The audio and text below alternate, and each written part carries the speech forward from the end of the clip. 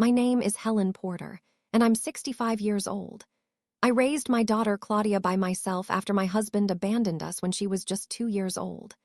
I worked as a nurse for 43 years, doing double shifts and weekend work to make sure Claudia had everything she needed: good schools, piano lessons, summer camps, and eventually college tuition. But nothing, and I mean nothing, prepared me for standing at my daughter's wedding last month, watching her smile brilliantly for every guest, every photographer, every friend and relative who approached her, while completely ignoring my existence like I was invisible. I was at the church, sitting in the third row, not the front row where mothers of the bride traditionally sit, but the third row, behind her father who'd been absent for 28 years and his new wife.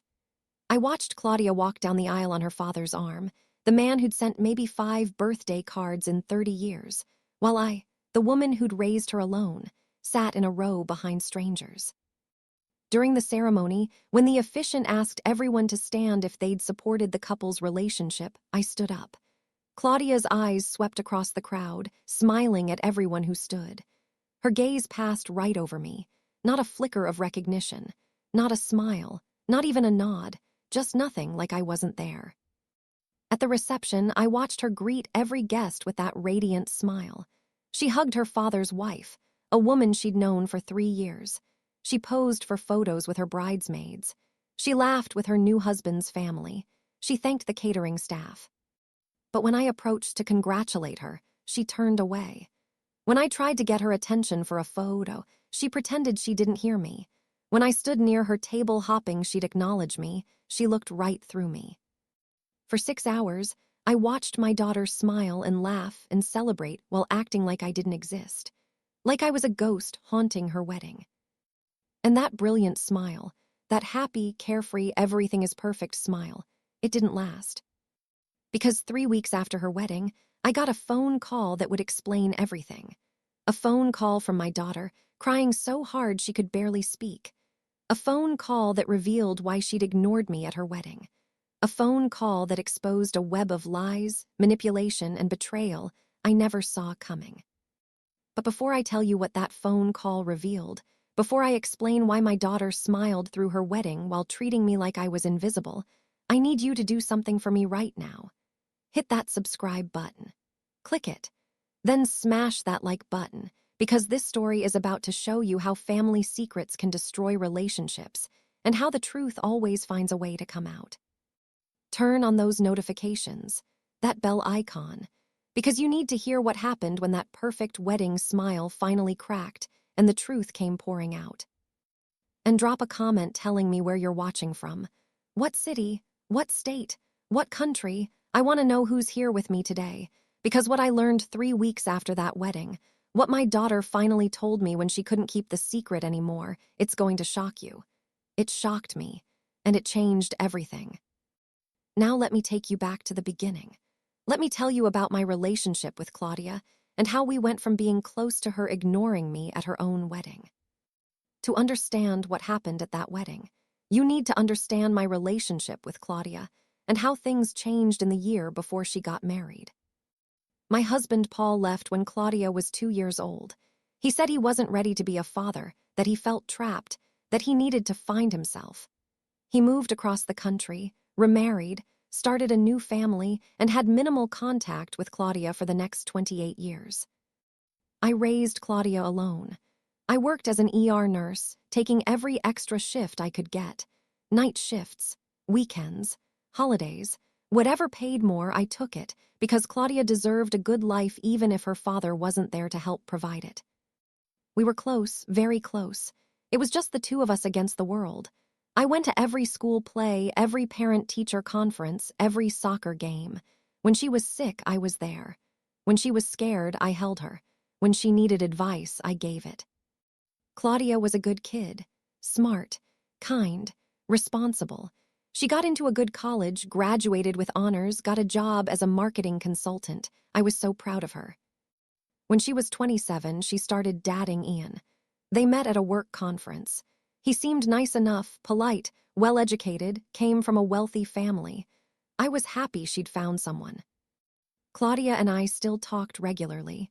We'd have lunch once a week, talk on the phone a few times a week, spend holidays together. Our relationship felt solid. But then, about 18 months ago, something changed. Claudia called me one evening, her voice tense. "Mom, I need to tell you something. Dad reached out to me." "Your father, Paul." "Yes, he sent me a long email. Said he's been thinking about me. Said he wants to reconnect. Said he regrets not being there when I was growing up." My first instinct was anger. "Claudia, he's been absent for 28 years. Now suddenly he wants to be a father." "I know, Mom, but people can change. Maybe he genuinely regrets his choices. Or maybe he wants something. Be careful, sweetheart." "I am being careful, but I think I want to meet him, just to hear what he has to say." "If that's what you want, I support you. But please, don't get your hopes up. Your father has a history of disappointing you." Claudia met with Paul a few weeks later. When she called me afterward, she sounded confused. "How did it go?" I asked. "It was strange. He was very apologetic, very emotional. He said leaving us was the biggest mistake of his life. He said he wants to be part of my life now, that he wants to make up for lost time." "And what do you think?" "I don't know, Mom. Part of me wants to believe him. Part of me thinks it's too little, too late, but he seemed sincere." "Just be careful. I don't want to see you get hurt." Over the next few months, Claudia started seeing Paul regularly. Dinners, coffee, even a weekend trip to meet his wife Sandra and their 2 teenagers, Claudia's half-siblings. And as Claudia got closer to Paul, I felt her pulling away from me. Our weekly lunches became every other week, then monthly. Our phone calls became shorter, less frequent. When I'd ask about her life, she'd give brief answers and change the subject. "Is everything okay?" I asked during one of our increasingly rare phone calls. "Everything's fine, Mom. I'm just busy with work and spending time with Dad and his family." "Dad, you're calling him Dad now." "He is my dad. He's the man who abandoned you. I'm the one who raised you." "I know that, Mom, and I appreciate everything you did, but I'm allowed to have a relationship with my father." "Of course you are. I just worry about you getting hurt." "I'm 30 years old. I can take care of myself." There was an edge to her voice I'd never heard before, a defensiveness, like she was annoyed with me. "I know you can take care of yourself. I'm just being a mother. I care about you." "I know, Mom. I have to go. Ian and I are having dinner with Dad and Sandra tonight." She hung up, and I sat there feeling uneasy. Something was changing in our relationship, and I didn't understand what or why. When Claudia got engaged to Ian 6 months later, I found out through a Facebook post. She didn't call me. She didn't tell me personally. I saw the announcement online, just like everyone else. I called her immediately. "Claudia, I just saw your engagement announcement. Why didn't you tell me first?" "Sorry, Mom. We just decided to post it. I was going to call you later." "Later? I'm your mother. I should have been the first person you told." "Mom, please don't make this a big deal. We're engaged. Be happy for me." "I am happy for you, but I'm hurt that I had to find out on Facebook." "I'm sorry you're hurt, but Mom, not everything is about you." The words stung. I never said everything was about me. I just thought I mattered enough to get a personal phone call. "You do matter. I'm sorry. I should have called you first. Can we please not fight about this?" "We're not fighting. I just want to understand what's happening with us. Why do I feel like you're pulling away from me?" "I'm not pulling away. I'm just growing up, building my own life. That's normal, Mom." "I know that's normal. But Claudia, we used to be so close. Now I feel like I'm the last person you want to talk to." "That's not true. I'm just busy. Planning a wedding is stressful, and I'm trying to balance time with you, with Ian's family, with Dad and Sandra." "With Dad and Sandra. There it is. Ever since your father came back into your life, you've been different with me." "That's not fair." "Isn't it? We were fine until Paul showed up. Now suddenly I'm an afterthought." "Mom, I can't do this right now. I'll call you later." She hung up, and I sat there wondering how my relationship with my daughter had deteriorated so quickly. Over the next several months, as Claudia planned her wedding, I was minimally involved. I'd ask about the wedding plans, and she'd give vague answers. How's the planning going? Good, it's coming together. Have you chosen a venue? Yeah, we booked a place. Where? The Riverside Estate. It's nice. That's wonderful. Can I help with anything? I'd love to be involved. We've got it covered. Ian's parents are helping a lot, and Dad and Sandra have been great too. Dad and Sandra. Again. Meanwhile, the woman who'd raised her alone, was being shut out. 3 months before the wedding, I asked about my role in the ceremony. Claudia, I know you're probably busy with planning, but I wanted to ask about the wedding. What would you like me to do? Will I be walking down the aisle, lighting a unity candle? I want to make sure I know what's expected. There was a long pause. Mom, about that. Dad is going to walk me down the aisle. The words hit me like a physical blow. Your father, Paul, the man who abandoned you, is walking you down the aisle. He's my father. It's traditional for fathers to walk daughters down the aisle. But he wasn't there for you. I was. I raised you alone. I worked double shifts. I sacrificed everything. I know, Mom, and I appreciate that. But this is my wedding, my choice, and I want Dad to walk me down the aisle. What about me? What's my role? Another long pause. You'll be seated. You'll be honored as my mother, of course. But Mom, I need you to understand. This day is about Ian and me. It's not about making everyone happy. I'm not asking you to make everyone happy. I'm asking to be treated with the respect I deserve after raising you alone for 30 years. Mom, please. I don't want to fight about this. The decision is made. Fine, but Claudia, I need you to know this hurts. This hurts more than you understand. I'm sorry you're hurt, but Mom, maybe you need to accept that things have changed, that I have relationships with other people now, that I'm not just your daughter anymore. You'll always be my daughter, and I'll always be the woman who raised you, even if your father is trying to take credit for it now. Nobody's taking credit for anything. Mom, I really need to go. We'll talk later. She hung up, and I cried for an hour.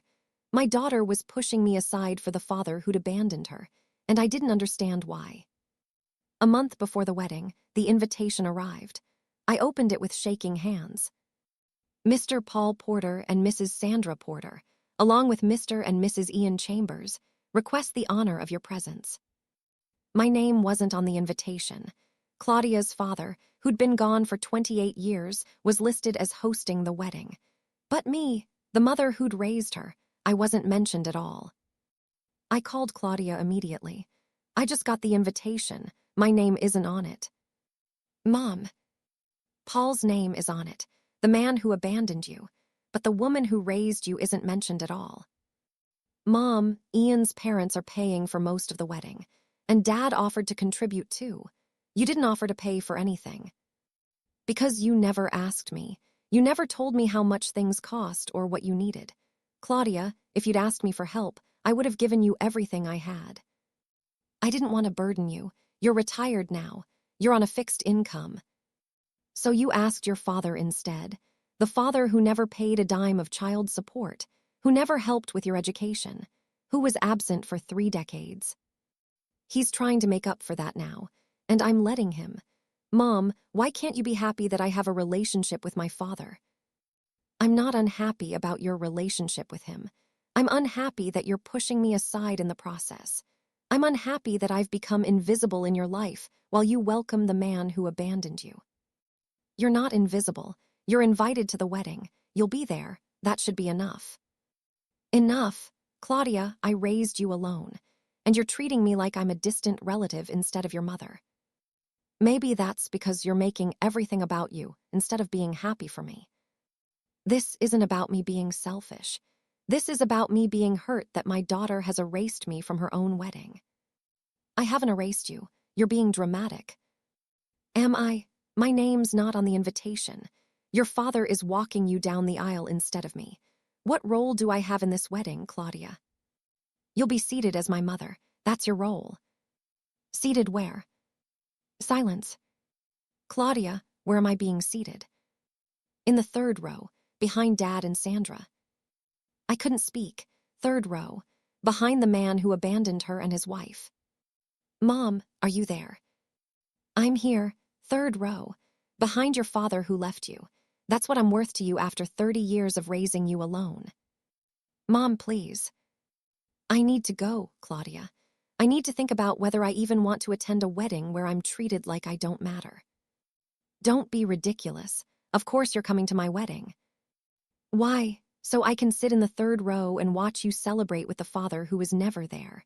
So I can be invisible while everyone else gets acknowledged. Why would I subject myself to that?" "Because I'm your daughter and it's my wedding day. Please, Mom, don't make this harder than it already is." "I'm not the one making it hard. You are, by pushing me aside, by treating me like I'm nobody."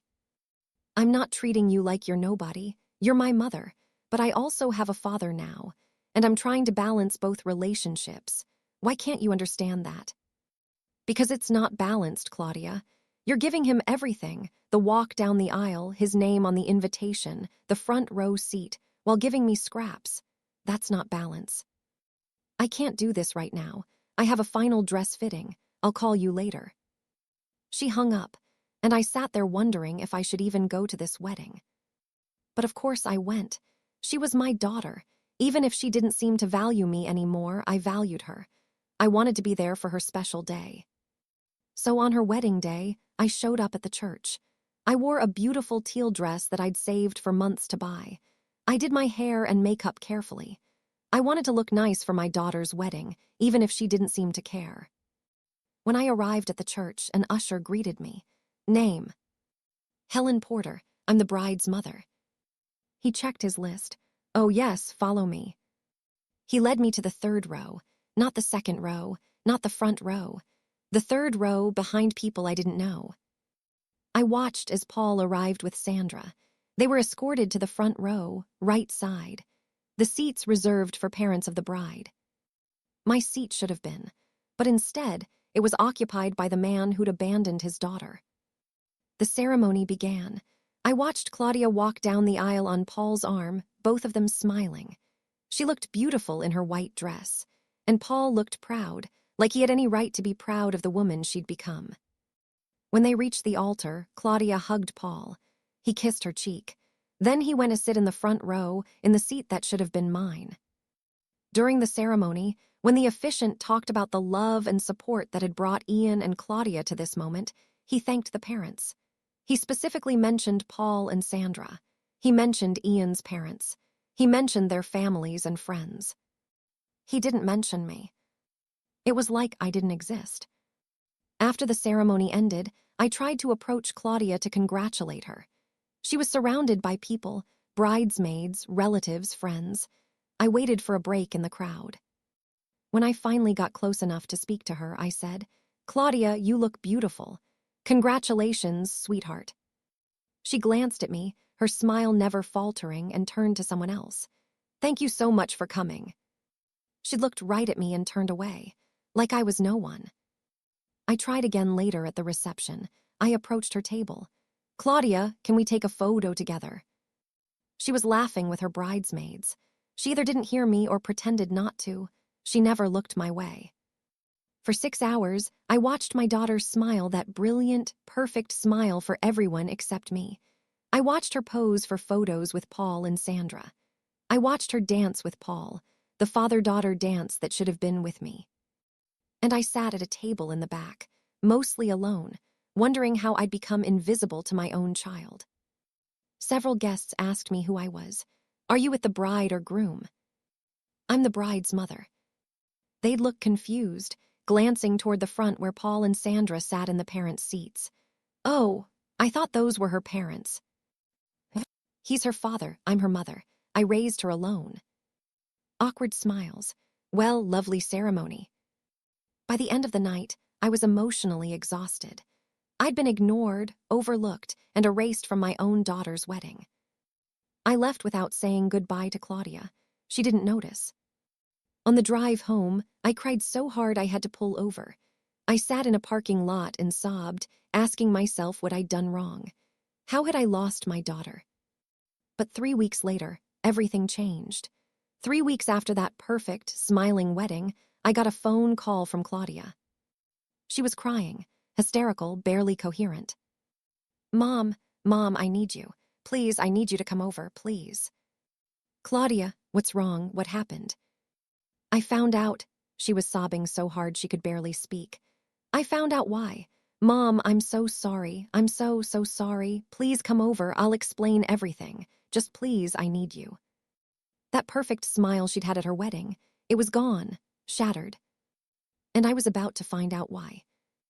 Before I continue this story, kindly subscribe, turn on the notification bell, and tell me in the comments where you're watching from. I drove to Claudia's apartment immediately, my heart pounding.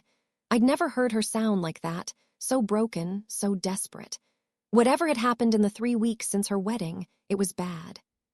When I arrived, she opened the door looking terrible. Her eyes were swollen from crying. Her hair was messy. She was wearing sweatpants and an old t-shirt. She looked nothing like the radiant bride I'd seen at her wedding. Mom, she said, and burst into fresh tears. I did what I'd always done when my daughter was hurting.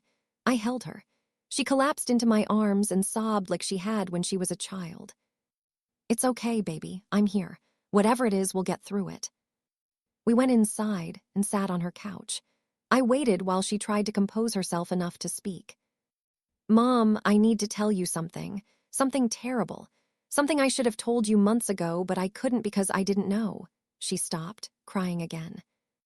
Claudia, take your breath. Tell me what happened.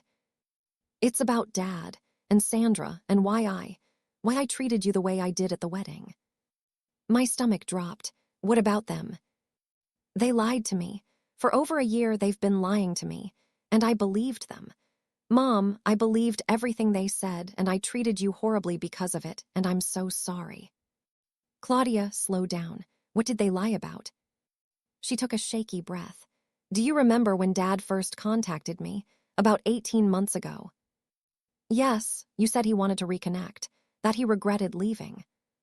That's what he told me, but Mom, that wasn't the whole truth. He didn't just randomly decide to reach out. He had a reason. What reason? Money, specifically your money. I was confused. My money? Claudia, I don't have money. I'm a retired nurse living on a pension. That's what I thought too, but Dad told me something different. He said, she could barely get the words out. He said you'd been hiding money from me, money that was supposed to be mine.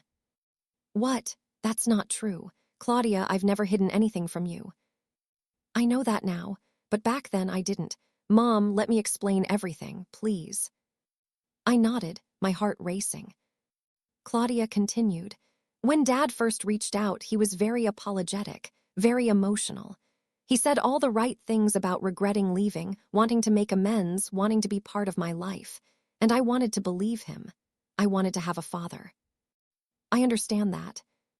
But after a few meetings, he started telling me other things. He said the reason he left wasn't just because he was young and scared. He said you drove him away. That's a lie. I know, but he was very convincing. He said you were controlling, that you made all the decisions, that you wouldn't let him be a real partner or father. He painted this picture of you as this overbearing woman who pushed him out of our lives. I felt sick, and you believed him. At first, I didn't. I defended you. I told him you'd been an amazing mother, that you'd raised me alone and done a great job. But then he said something that made me doubt everything. What? He said there was life insurance money from when he and you were married. A policy on his life that paid out a lot of money. And he said you'd kept it all for yourself instead of using it for me. Claudia, there was no life insurance money. Your father wasn't dead. He just left. I know that now, but he told me it was a different kind of policy. Something about a payout that happened when you divorced. He said you got $200,000 and never told me. He said you could have paid for my college completely, could have given me so much more, but you chose to keep the money hidden. That's completely false. There was no money. We struggled because your father never paid child support. I worked double shifts to pay for your education. Mom, I know, I believe you now. But back then, Sandra backed him up. She showed me what looked like official documents, insurance papers, legal forms. They looked real. She said she'd found them when she was helping Dad organize his files. She said she was shocked when she discovered you'd hidden this money from me. I couldn't believe what I was hearing. They fabricated documents. Yes, it took me until 3 weeks ago to figure that out, but yes. They created fake papers to make me believe you'd been lying to me my whole life. But why? Why would they do that? Because of Grandma's will. I was stunned. My mother's will. Claudia, what does that have to do with anything? Everything. Mom, do you remember when Grandma died 2 years ago? Of course, it was terrible. I miss her every day. Do you remember her will, what she left? She left me some money. Not a fortune, but enough to make my retirement more comfortable. About $150,000 after everything was settled. Right, and she also set up a trust for me, for when I got married. $200,000 that would be released when I got married or turned 35, whichever came first. Yes, I remember. Your grandmother wanted to help you start your married life with some financial security. Exactly. And that money, my trust fund, that's what this was all about. That's what Dad and Sandra wanted. I was completely lost. I don't understand. That money is yours. It's in a trust for you. How would they get it? Claudia's face crumpled.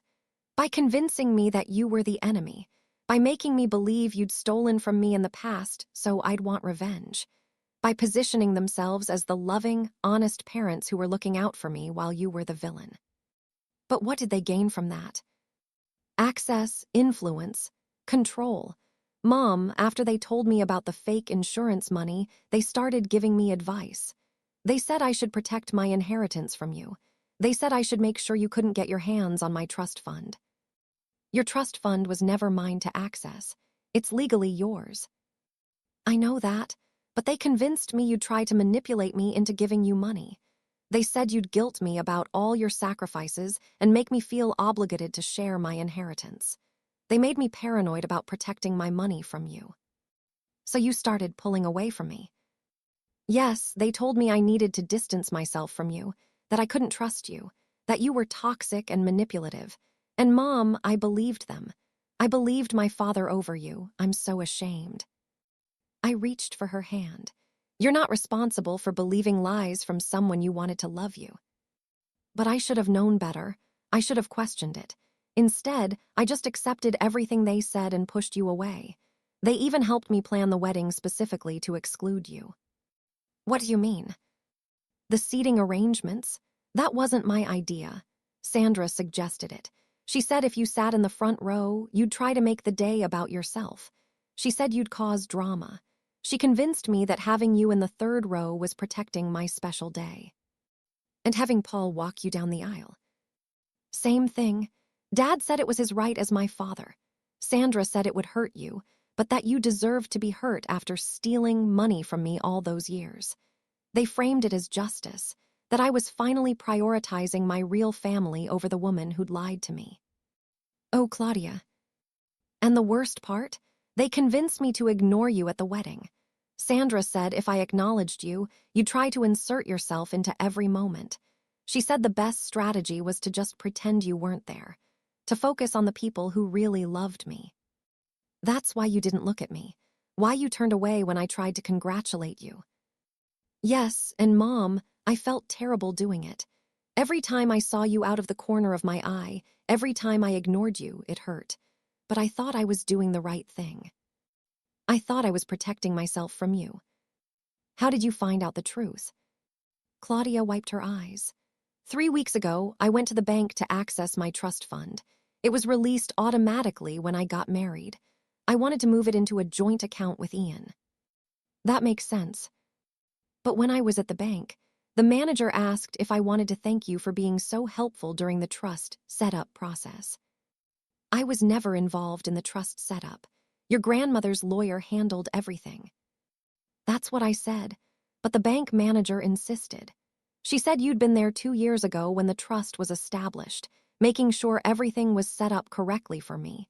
She said you'd specifically instructed them to make the process easy for me when I was ready to access the funds. I did go to one meeting with your grandmother's lawyer, just to understand how the trust worked so I could explain it to you when the time came. The bank manager remembered you. She said you'd been very emotional, talking about how proud you were of me and how grateful you were that my grandmother was helping secure my future. She said it was clear how much you loved me. Claudia started crying again. And Mom, hearing that, hearing this stranger talk about how much you loved me while I'd spent months treating you like garbage, it broke something inside me. I went home and started questioning everything. What did you do? I called Grandma's lawyer. I asked him about the trust, about the setup, about whether there had ever been any life insurance money from when you and Dad were married. What did he say? He said there was no life insurance money. He said Dad had never had any insurance policies. He said the only money in our family came from you working yourself to exhaustion and from Grandma's estate. Everything Dad told me was a lie. Did you confront him? Yes, I called him immediately. I told him I knew about the lies. And you know what he did? He laughed. He actually laughed and said, "Well, it worked, didn't it? You had a beautiful wedding and I got to walk my daughter down the aisle." I felt rage building inside me. He admitted it. He admitted all of it. He said he'd heard about my trust fund through the family grapevine. I think one of Grandma's sisters mentioned it to someone who told him. He said he saw an opportunity. If he could reconnect with me and turn me against you, he could position himself as my primary parent. And then, once he had my trust and affection, he'd ask me for money. He wanted your trust fund. Exactly. He didn't want all of it. He's not stupid enough to think I'd give him everything. But he thought if he was my beloved father, if I saw you as the enemy, I'd be willing to lend him $50,000 or $100,000. Maybe to invest in a business. Maybe for his kids' college. He figured I'd feel obligated. That's sick. That's absolutely sick. When I realized what he'd done, I lost it. I screamed at him. I told him he was disgusting. I said I never wanted to see him again. And you know what he said. What? He said, "Fine.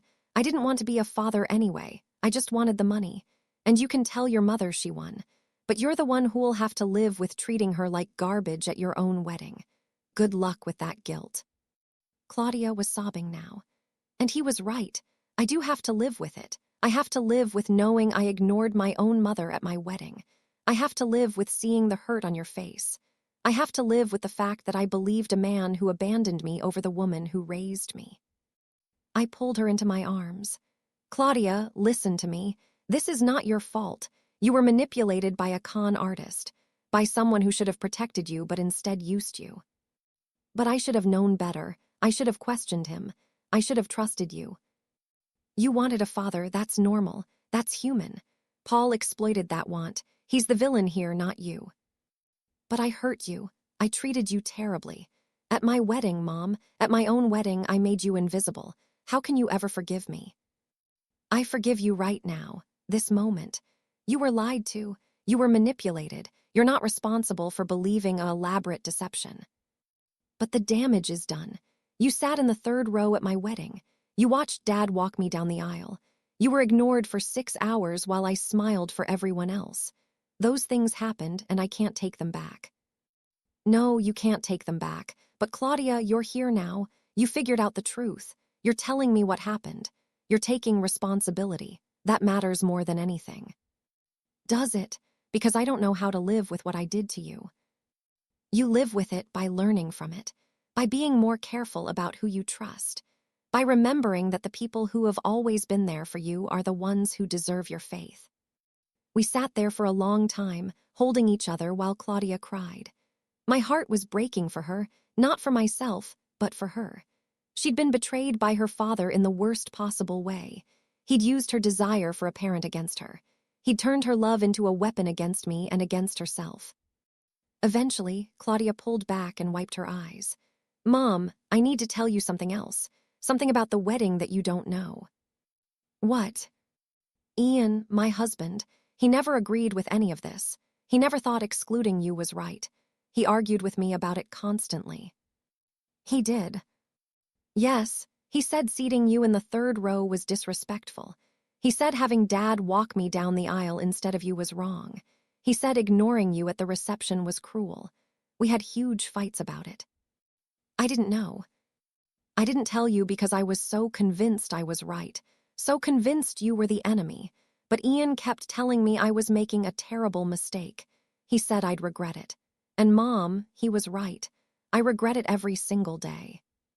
Does Ian know the truth now, about the lies? Yes, I told him everything as soon as I figured it out. He was so angry. He said he'd never trusted Dad and Sandra, that something about them seemed fake. He wanted to confront Dad himself, but I asked him not to. I needed to handle it. How is Ian handling all this? He's supportive, but Mom, he's also hurt. He feels guilty that he didn't push harder to include you properly in the wedding. He feels like he should have protected you more.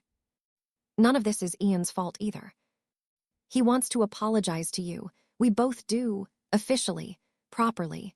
Not just me crying and saying I'm sorry. We want to make amends for what happened. Claudia, I don't need amends. I just need you back. I need my daughter back. You have me. I promise you have me. And I will spend the rest of my life making up for how I treated you. You don't have to make up for anything. You just have to remember who was really there for you, who really loved you, who really sacrificed for you. I remember now. I'll never forget again. We talked for hours that day. Claudia told me every detail of Paul and Sandra's manipulation, how they'd slowly poisoned her against me over 18 months, how they'd isolated her from me by making her feel disloyal to them if she spent time with me, how they'd controlled the wedding planning to ensure I was excluded and humiliated. And she told me how guilty she felt, how she replayed the wedding in her mind constantly, seeing my face when I'd tried to approach her and she'd turned away. How she couldn't sleep at night because she was haunted by the image of me sitting alone in the third row. That smile, she said. Everyone talks about how happy I looked at my wedding, how I smiled the whole time. But Mom, that smile was killing me inside. Because every time I smiled, I was forcing myself not to look at you, not to acknowledge the pain I was causing you. I knew what I was doing was wrong, but I'd convinced myself it was necessary. Your father's a master manipulator. He knew exactly how to use your vulnerabilities against you. And I fell for it, completely. Mom, I'm so ashamed. Don't be ashamed. Be angry. Be angry at Paul for using you. Be angry at Sandra for helping him. But don't be ashamed of being manipulated by people you trusted. Before I left that day, Claudia asked me something. Mom, can we start over? Can we rebuild our relationship? I know I don't deserve it after how I treated you, but please, I need my mother back. Sweetheart, you never lost me. I've been here all along. Hurt, yes. Confused, yes. But I never stopped being your mother. I never stopped loving you. I don't deserve you. You're my daughter. You don't have to deserve my love. You have it automatically, always. As I drove home that night, I felt a strange mix of emotions. Relief that Claudia finally knew the truth. Rage at Paul and Sandra for what they'd done. Sadness for the pain my daughter was feeling. And hope that we could rebuild what they'd tried to destroy. But I also knew this wasn't over. Paul and Sandra had orchestrated this whole scheme. They'd lied, manipulated, and nearly destroyed my relationship with my daughter. And they were going to face consequences for what they'd done.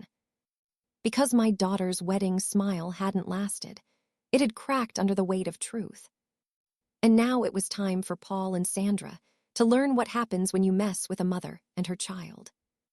Before I continue this story, kindly subscribe, like, turn on the notification bell, and tell me in the comments where you're watching from. 2 days after Claudia's confession, I got a phone call from Ian. Helen, it's Ian. Do you have a minute to talk? Of course. I want to apologize, properly, for what happened at the wedding. I should have fought harder to include you appropriately. I should have put my foot down when Claudia was being influenced by Paul and Sandra. Ian, you're not responsible. Please let me finish. I knew something was wrong. From the moment Paul came back into Claudia's life, I noticed changes in her. She became secretive, defensive. She started pulling away from you for reasons that didn't make sense, and I suspected Paul and Sandra were behind it, but I didn't have proof. What did you do? I tried to talk to Claudia, multiple times.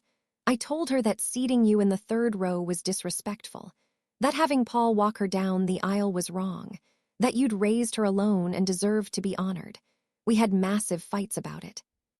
She mentioned that. But I should have done more. I should have contacted you directly, warned you. Maybe if you'd known what they were telling Claudia, you could have defended yourself before the wedding. Maybe, or maybe Claudia wouldn't have believed me. Sometimes people need to discover the truth themselves. You're being very gracious. But Helen, I need you to know, watching Claudia ignore you at our wedding was one of the worst experiences of my life. Seeing the pain on your face when you tried to approach her and she turned away. Watching you sit alone while Paul and Sandra soaked up attention they didn't deserve. It made me sick. Why didn't you say something? I did. After the ceremony, before the reception, I pulled Claudia aside and told her she needed to acknowledge you. That what she was doing was cruel. But she was so convinced you were the enemy that she accused me of being manipulated by you. She said you were probably trying to guilt-trip her through me. Paul and Sandra really did a number on her. They did, and Helen, I need you to know something else. I never believed their lies. Not for a second. The story about hidden insurance money, it made no sense. I'm a financial analyst. I know how these things work. There's no policy that pays out money when you divorce. That's not how insurance works. Did you tell Claudia that? I tried, but she said I didn't understand because I came from a wealthy family. She said maybe in my world, $200,000 wasn't much, but to her, it was a fortune her mother had stolen. Paul and Sandra had her completely convinced. What made you suspicious of them? Everything. The way Paul suddenly reappeared after 30 years. The timing, right after Claudia's grandmother died and left her money. The way Sandra always had documents to back up their claims but never let Claudia take them to a lawyer to verify. The way they isolated Claudia from you. It all felt like a con. But you couldn't prove it. No, and without proof, I was just the overprotective husband who didn't trust his wife's father. Claudia accused me of being jealous that she was reconnecting with Paul. She said I was trying to keep her from having a relationship with him. I'm sorry you were put in that position. Don't apologize. You're the victim here. But Helen, I'm calling because I want to help make this right. Claudia and I have been talking about how to address what Paul and Sandra did. We want them to face consequences. What kind of consequences? Legal ones. What they did, creating fake documents, committing fraud to manipulate Claudia, that's illegal. We're considering pressing charges. My first instinct was satisfaction. Paul deserved to be punished. But then I thought about what that would mean for Claudia. Ian, I appreciate the thought. But is that what Claudia really wants? Going through a legal battle with her father might be more traumatic than healing. That's what I said. But Claudia is adamant. She says Paul needs to face consequences for what he did. Not just to you and her, but to prevent him from doing this to someone else. What do you mean? Claudia did some digging. Turns out this isn't the first time Paul has manipulated family members for money. His 2 teenage children from his marriage to Sandra. He's barely involved in their lives. Sandra basically raises them alone while Paul does who knows what. And Sandra's elderly mother. Paul convinced Sandra that her siblings were trying to steal her inheritance.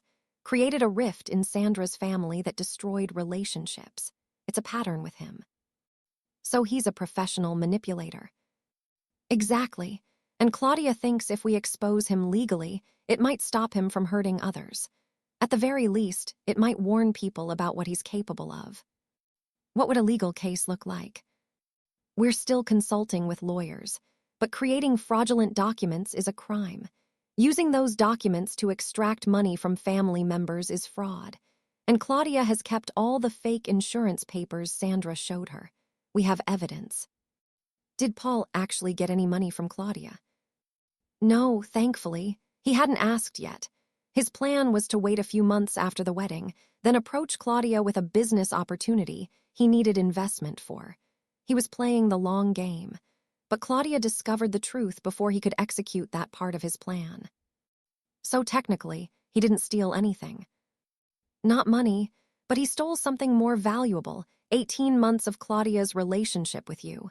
Memories she can't get back. A wedding day that should have been joyful but was tainted by his lies. That has to be worth something. We talked for a while longer. Ian was clearly struggling with guilt over not doing more to stop the wedding disaster. I tried to reassure him that he wasn't responsible, but I could tell he was going to carry this for a long time. After we hung up, I thought about what Paul had done. Not just the lies about insurance money, but the systematic destruction of my relationship with my daughter. The months of manipulation, the wedding humiliation, the isolation tactics. He'd almost succeeded. If Claudia hadn't gone to that bank, if that manager hadn't mentioned seeing me, if Claudia hadn't questioned anything, I might have lost my daughter forever. Paul would have got her trust fund money eventually, and I'd have been left with nothing but memories of watching my daughter smile through her wedding while ignoring me. That thought made me angry, really angry. A week after Claudia's confession, she called with news. "Mom, I need to tell you something. I confronted Sandra." "You did? When?" "Yesterday, I drove to their house unannounced. Dad wasn't home. He's apparently in Vegas with his buddies, spending money he doesn't have, but Sandra was there." "What happened?" I told her I knew everything. About the lies, about the fake documents, about manipulating me to destroy my relationship with you, and you know what she said. "What?" "She said it wasn't her idea. She said Paul came up with the whole plan and she just went along with it because he's her husband. She actually tried to paint herself as a victim of his manipulation, too." "Do you believe her?" "No, because then I asked her about the documents, the fake insurance papers. I asked her where she got them, and she couldn't answer. She stumbled over her words, made excuses, finally admitted she'd helped Paul create them." "So she was fully complicit?" "Yes, and when I told her I was considering pressing charges, she panicked. She begged me not to, said it would ruin their lives, said Paul's kids, my half-siblings, would be devastated if their father went to jail." "What did you say?" "I said she should have thought about that before helping Paul destroy my relationship with my mother. I said consequences exist for a reason, and then I left."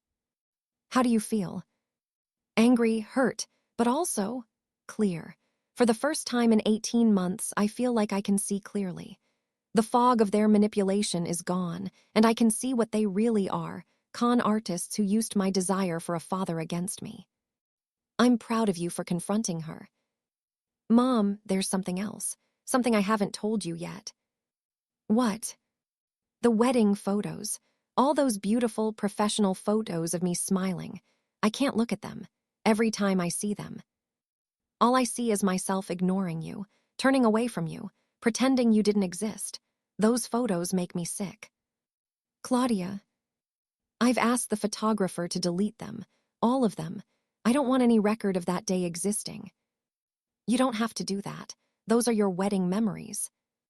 "They're not memories I want to keep. That wedding wasn't a celebration of love. It was a celebration of Paul's manipulation. Every smile in those photos is a lie. Every happy moment was built on the foundation of hurting you. I don't want those photos. I don't want to remember that day."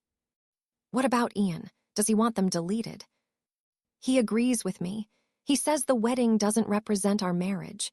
Our marriage is about us, about our love, about building a life together. The wedding was a performance orchestrated by people who wanted to use us. He doesn't want to remember it either." I was quiet for a moment.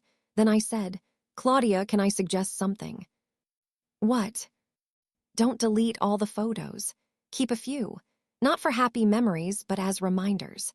Reminders of what manipulation looks like. Reminders to question people's motives. Reminders that sometimes the people who claim to love you are the ones hurting you most." "That's dark, Mom." "It's realistic. Sweetheart, what happened to you could happen to anyone. Smart, capable people get manipulated all the time. The fact that you figured it out and escaped the manipulation, that's the important part. The photos are evidence of a difficult time, but they're also evidence that you got through it." She thought about that. "Maybe you're right. Maybe I do need to keep some of them, not to celebrate the day, but to remember the lesson." "Exactly."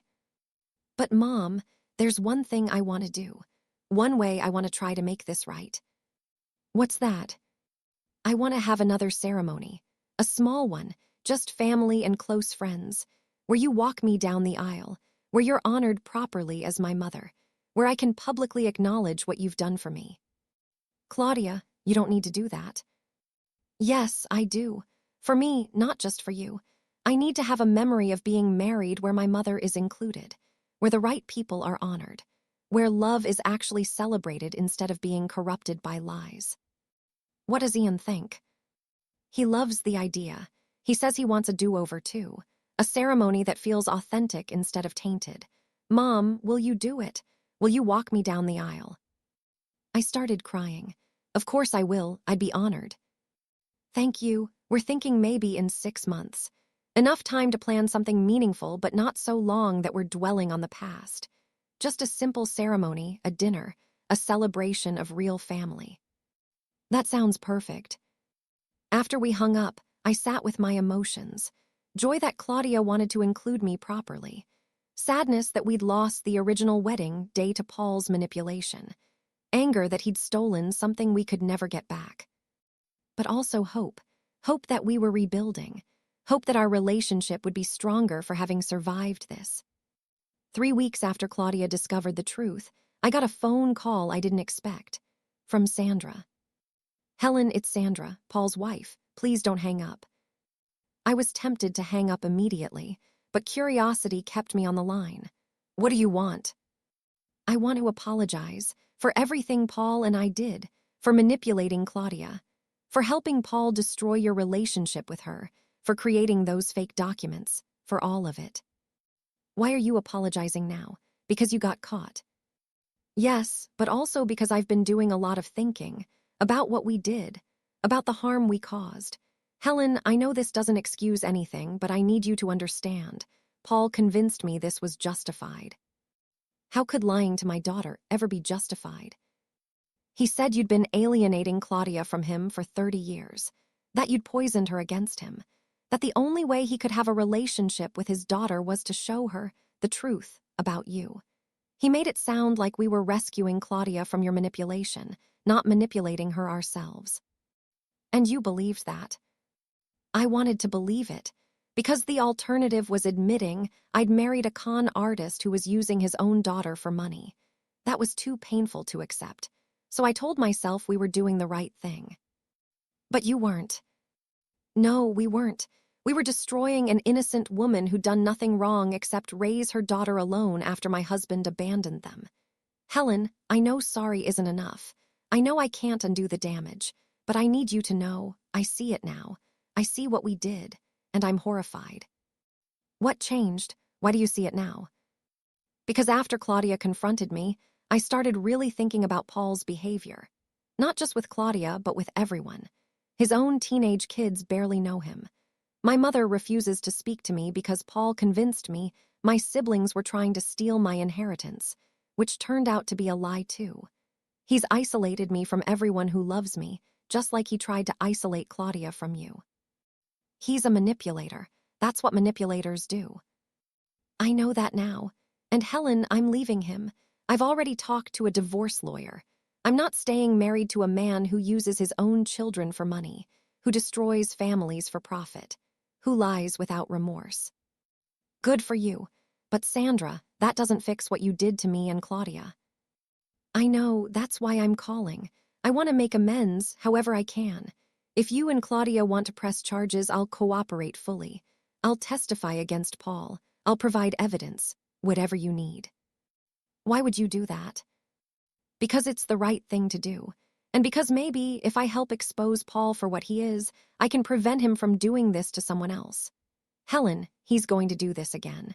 To his next girlfriend or wife. To some other vulnerable person who wants his love. If I can stop that by telling the truth about what he did, then I will. I was quiet for a long time, processing this.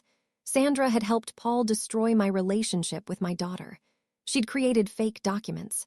She'd manipulated Claudia at her most vulnerable. But she was also another one of Paul's victims. Another person he'd used and manipulated for his own gain. Sandra, I appreciate you calling, and I'm glad you're leaving Paul, but I can't forgive you. Not right now, maybe not ever. You made choices. You chose to help him. You chose to hurt my daughter. I understand. I'm not asking for forgiveness. I'm just offering to help make things right, whatever that looks like. I'll tell Claudia you called. She can decide if she wants your help with any legal action. Thank you, and Helen, for what it's worth, Claudia is lucky to have you. At the wedding, I watched you sit in that third row, watching your daughter ignore you, and you never made a scene. You never caused drama. You just sat there with dignity, even though you were being humiliated. That kind of strength is rare. I didn't have a choice. It was my daughter's wedding day. I wasn't going to ruin it by making a scene, even if I was being treated terribly. Most people would have, but you didn't, and that says everything about the kind of mother you are. Claudia should have seen that. I should have seen that. But Paul made sure we only saw what he wanted us to see. After we hung up, I told Claudia about Sandra's call. Claudia was skeptical. She's trying to save herself. She knows we might press charges, so she's trying to get ahead of it by offering to cooperate. Maybe, or maybe she's genuinely remorseful. People can realize they've made mistakes. After they get caught, not before. If I hadn't figured out the truth, Sandra would still be helping Dad manipulate me. You're probably right. But Claudia, if she's willing to testify against Paul, that could be valuable. It strengthens any legal case you might make. I know. Ian and I are meeting with a lawyer next week. We'll see what they say about whether we have a viable case. Whatever you decide, I'll support you. Thanks, Mom. I just want to make sure Dad can't do this to anyone else. His kids from Sandra, my half-siblings, they're only 15 and 17. What if he tries to manipulate them the same way he manipulated me? They deserve to know what kind of person their father is.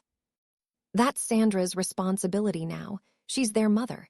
She needs to protect them from Paul. But what if she doesn't? What if she goes back to him?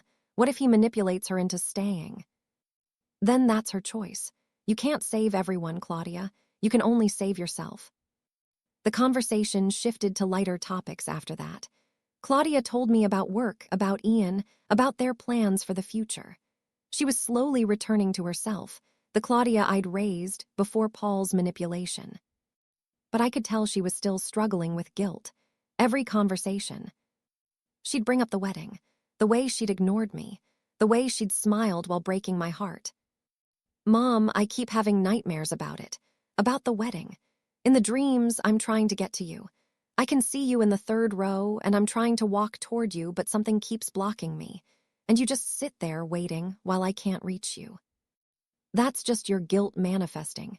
You're processing what happened. But it's more than guilt. It's grief. I'm grieving the wedding I should have had. The one where you were in the front row, where you walked me down the aisle, where we had our mother-daughter dance. All those moments Paul stole from us. We'll have new moments. The ceremony you're planning, that will be our real celebration. But it's not the same. I can't get my wedding day back. That's gone forever. And every time I think about it, I see your face. The hurt in your eyes when I turned away from you.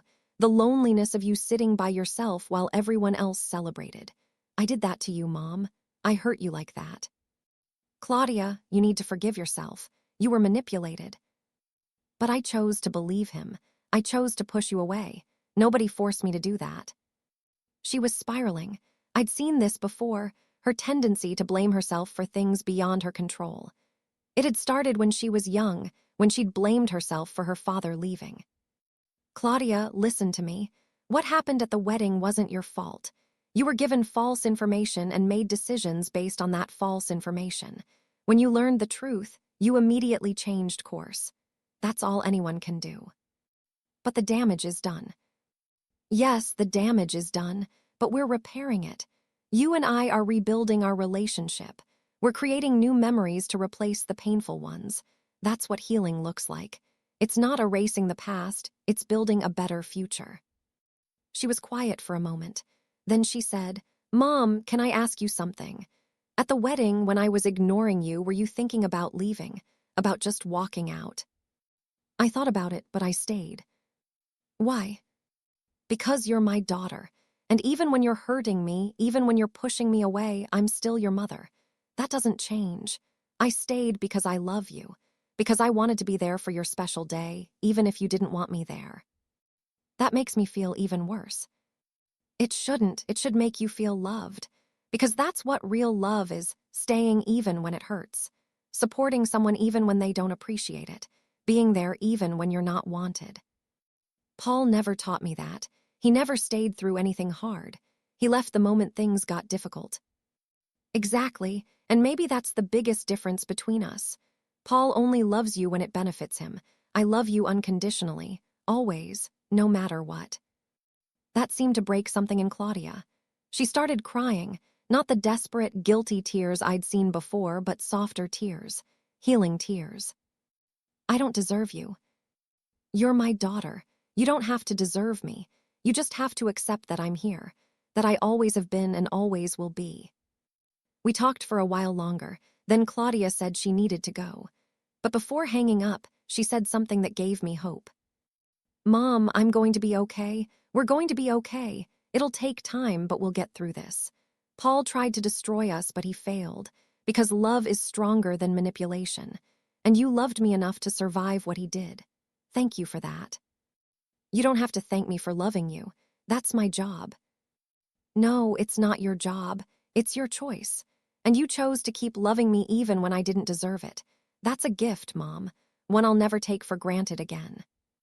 After we hung up, I sat in my quiet apartment and thought about everything that had happened. From Paul's return, to the wedding, to the discovery of his lies, to now. My daughter had smiled through her wedding while ignoring me. That brilliant, perfect smile that fooled everyone into thinking everything was fine. But that smile hadn't lasted, because smiles built on lies never do.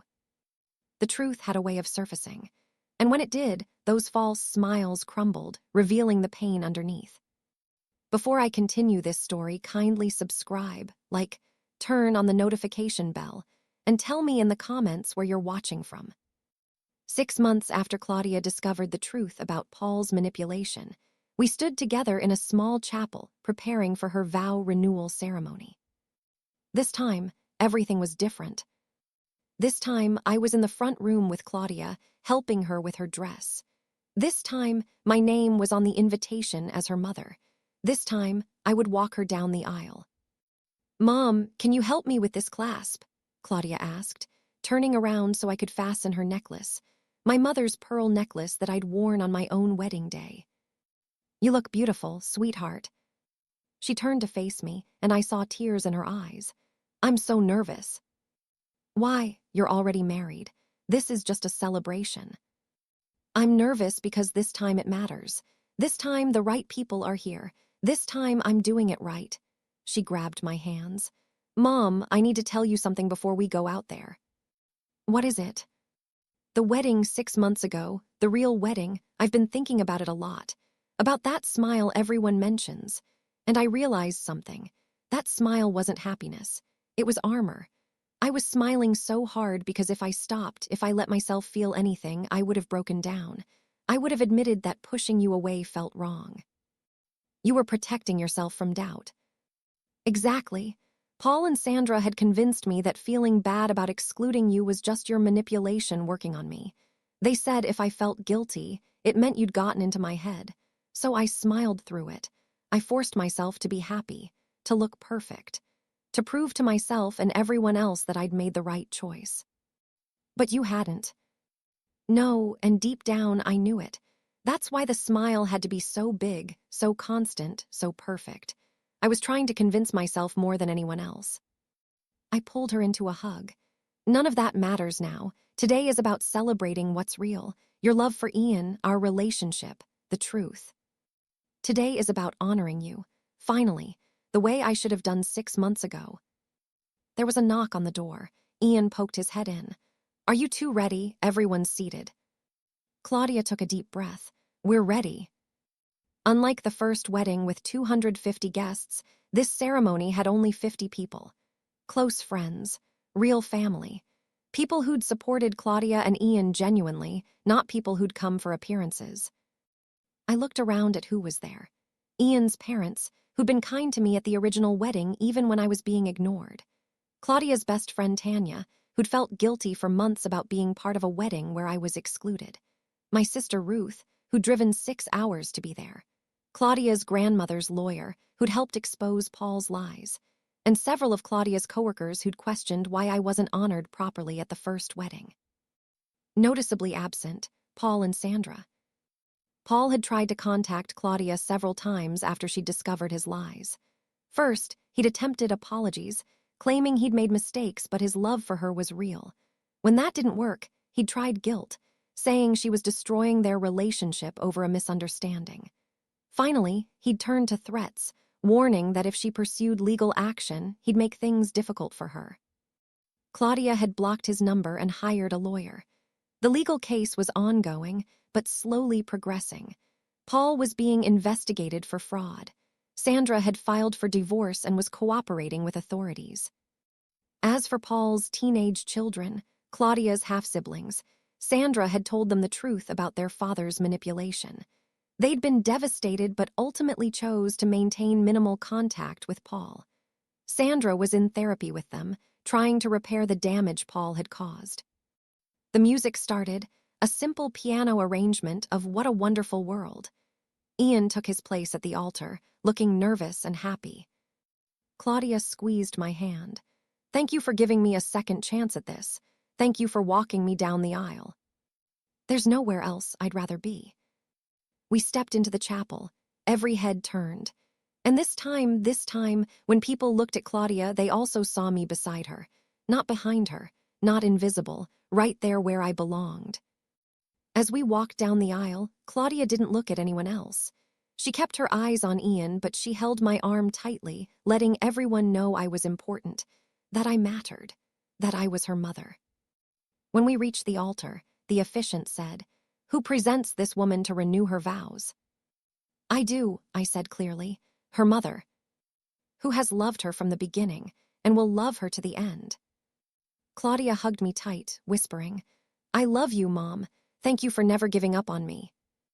I took my seat in the front row, the seat I should have had 6 months ago, and watched my daughter and son-in-law renew their vows. This time their words were different, more real, more honest. Ian spoke first. "6 months ago, we got married in a beautiful ceremony, but that ceremony was tainted by lies and manipulation. Today, I want to make vows that reflect the truth of who we are and who we want to be. Claudia, I promise to always help you see clearly when others try to blur your vision. I promise to stand up for what's right, even when it's difficult. I promise to honor the people who have truly been there for you, especially your mother, who loved you when others abandoned you." Then it was Claudia's turn. She was crying before she even started speaking. "6 months ago, I made vows while under the influence of lies. I thought I was making good choices. I thought I was protecting myself. But I was actually destroying the most important relationship in my life, my relationship with my mother." She looked directly at me. "Mom, I can't make vows to Ian without first making promises to you. I promise to never again let anyone come between us. I promise to question people's motives when they try to isolate me from you. I promise to honor you not just in words but in actions. And I promise to spend the rest of my life making sure you know how much you matter to me." I was crying. Half the guests were crying. Even Ian was wiping his eyes. Claudia continued, "Ian, I promise to build our marriage on truth, not lies. I promise to trust the people who have proven themselves trustworthy, like my mother, who stayed loyal even when I pushed her away.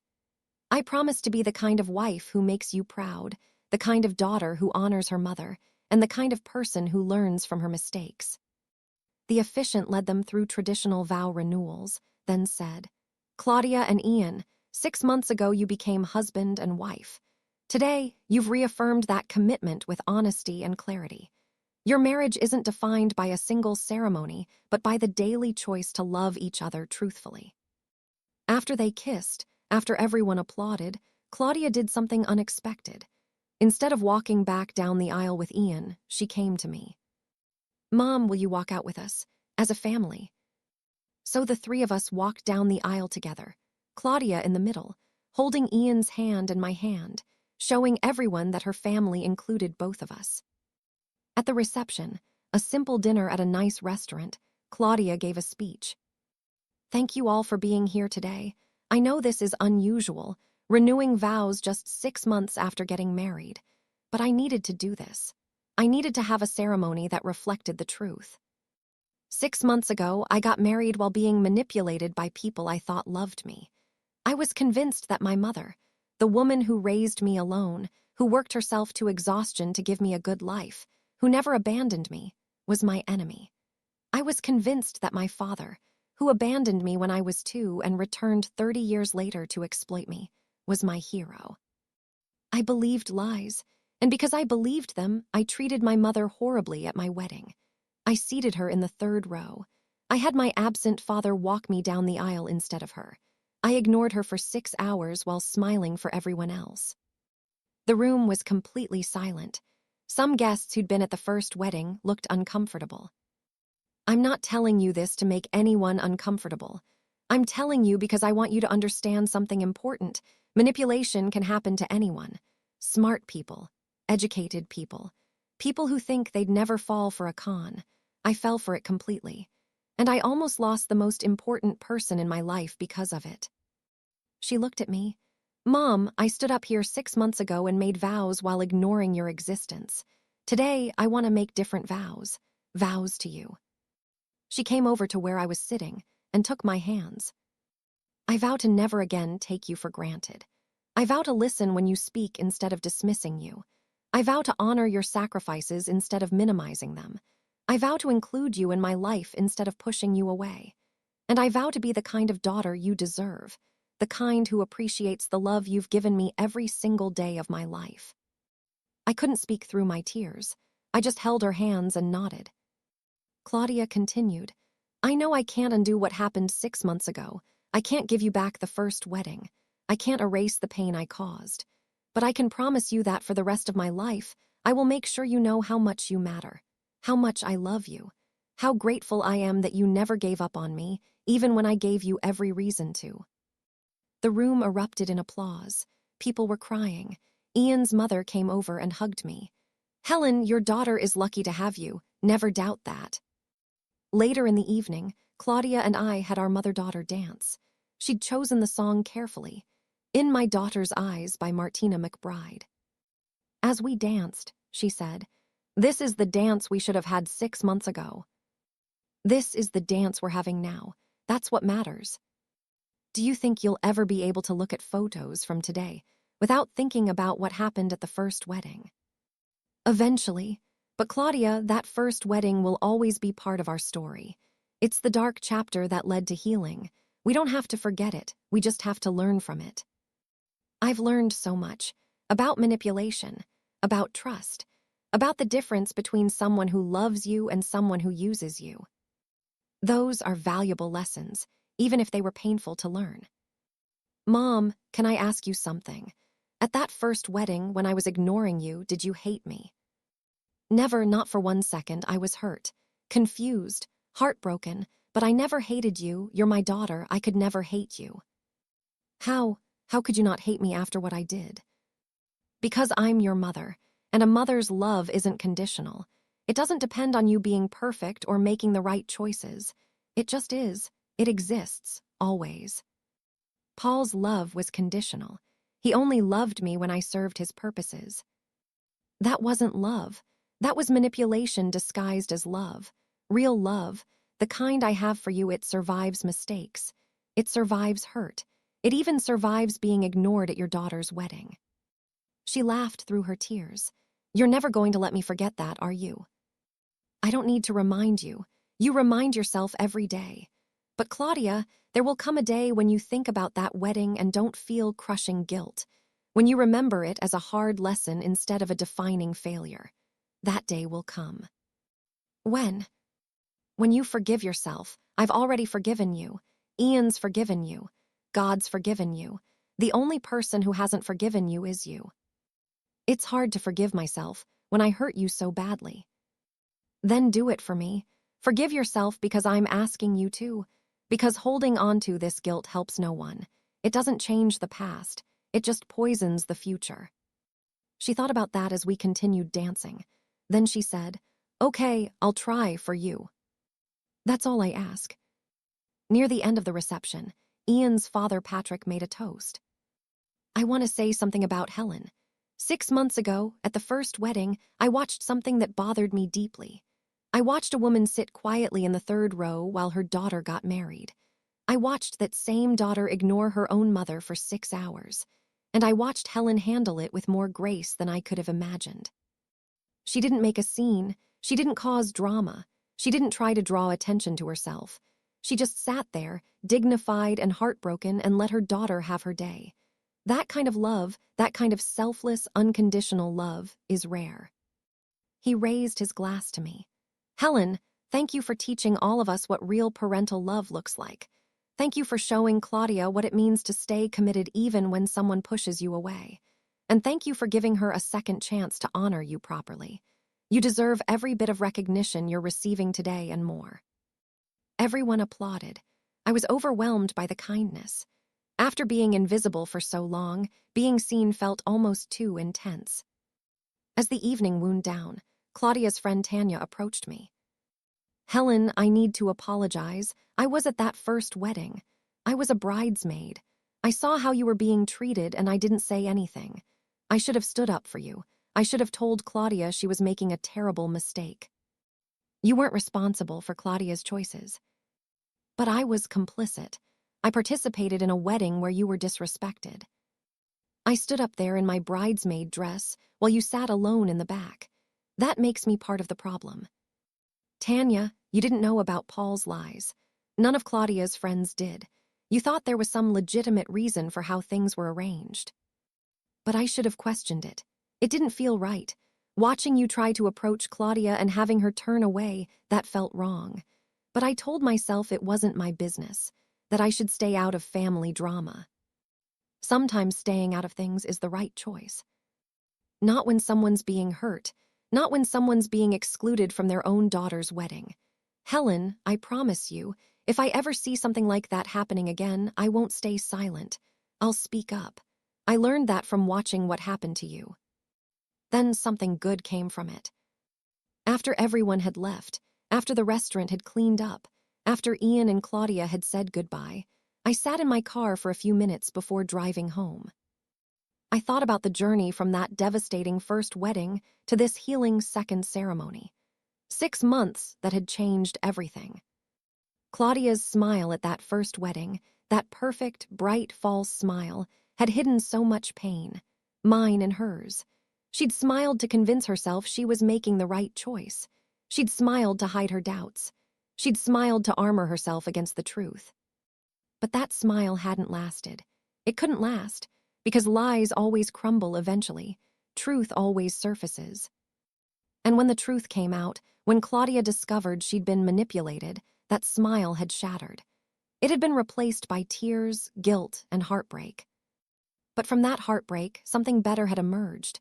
Honesty, real connection, a relationship rebuilt on truth instead of lies. 6 months ago, I'd sat in a church and watched my daughter smile while ignoring me.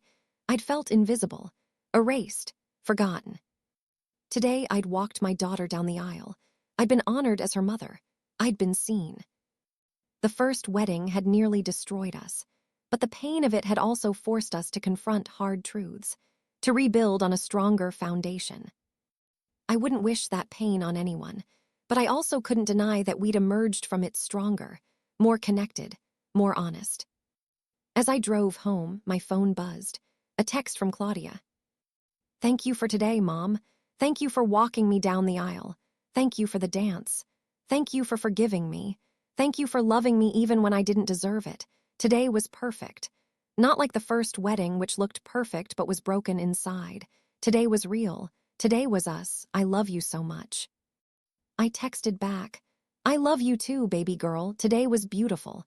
I'm proud of you for having the courage to face the truth and make things right. That takes strength. You're stronger than you know. She responded immediately. I got that strength from you, from watching you sit through that first wedding with dignity, from watching you love me even when I was hurting you. You showed me what real strength looks like. I'm trying to be more like you. You're already more like me than you know. You're resilient. You're honest. You're brave. You made a mistake, but you fixed it. That's what matters. I'm going to be okay, right? We're going to be okay. We're already okay. We're better than okay. We're family, real family. The kind that survives hard times and comes out stronger. I'm so grateful for you, Mom. I'm grateful for you too. Now go enjoy your evening with your husband. I'll talk to you tomorrow. Good night, Mom. I love you. I love you too, always. As I got ready for bed that night, I thought about everything that had happened. Paul's manipulation, the devastating first wedding, the discovery of truth, the healing, the second ceremony. It had been a painful journey, but it had taught me something important. Love really does conquer all, not easily, not without pain, but eventually. My daughter had smiled through her wedding while ignoring me. That smile had been built on lies. And like all things built on lies, it had crumbled when confronted with truth. But from the ruins of that false smile, something real had been built. A genuine relationship, honest love, true connection. That smile hadn't lasted, but what had emerged from its collapse was worth everything we'd lost. 3 months after the vow renewal, I got another call from Claudia. This time, she wasn't crying. She was excited. Mom, I have news. The legal case against Dad is moving forward. The prosecutor says they have enough evidence to charge him with fraud. Creating those fake documents was a crime. Using them to manipulate me into potentially giving him money was attempted fraud. How do you feel about that? Relieved. He needs to face consequences, not just for what he did to us, but for what he's done to other people. Sandra's told the prosecutor about how he manipulated her family, too. Apparently, there are at least 3 other situations where Dad created fake documents to extract money from family members. He really is a professional con artist. Yes, and Mom, the prosecutor wants to know if you're willing to testify about what you witnessed at the wedding, about how Dad manipulated me to exclude you. They think your testimony could help show his pattern of behavior. Of course, I'll testify. If it helps stop him from hurting others, I'll do it. Thank you. I know this won't be easy, reliving that wedding, talking about how I treated you. If it means Paul faces justice, it's worth it. He nearly destroyed our relationship, Claudia. He deserves consequences for that.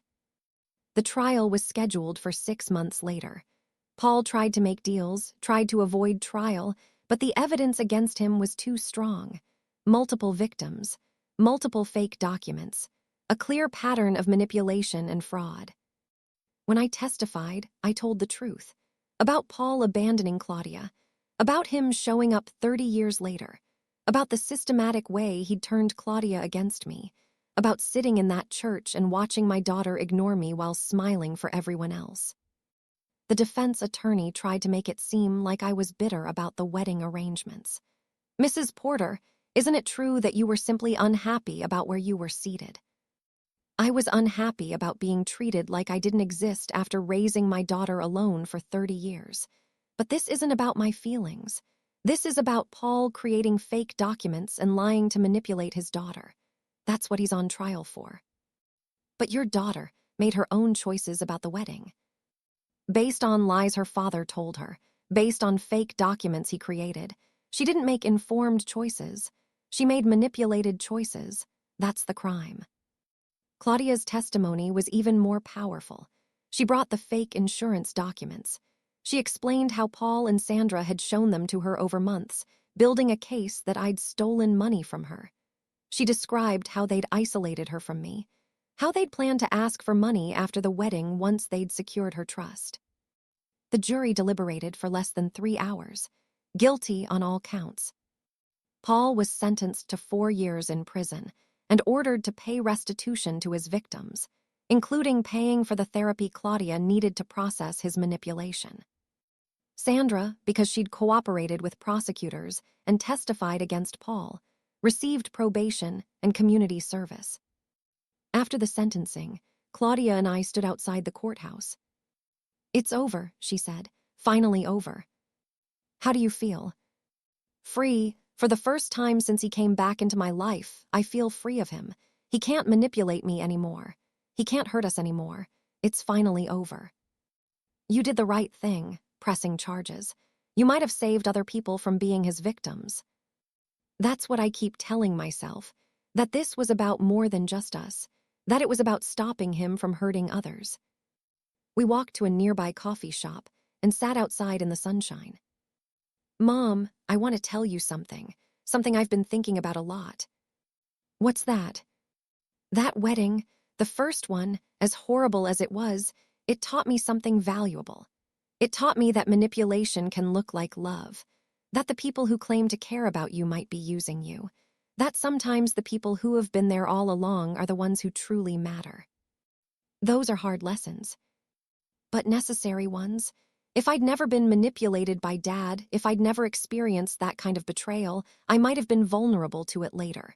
Maybe with a friend, maybe with a business partner. But now I know what it looks like. I know the signs. I'll never fall for it again." So something good came from the pain. "Yes, and Mom, I want you to know I'm grateful. Not for what happened, but for how you handled it. You could have written me off. You could have decided I wasn't worth the pain. But you didn't. You stayed. You waited for me to see the truth. And when I finally did, you were there with open arms. That's what mothers do. Not all mothers. Paul's kids, my half-siblings, their mother Sandra enabled his manipulation for years. She helped him hurt people. You never did that. Even when I was hurting you, you never retaliated. You never tried to hurt me back. You just loved me and waited. I couldn't hurt you. You're my daughter. Even when you were under Paul's influence, you were still my daughter. I know that now, and I'll never forget it." We sat in comfortable silence for a while, drinking our coffee and watching people walk by. Then Claudia said, "I have one more piece of news, something good this time." "What?" "Ian and I are expecting. I'm pregnant." I felt joy flood through me. "Claudia, that's wonderful. When are you due?" 7 months. We just found out last week. And Mom, I want you to be involved, every step of the way.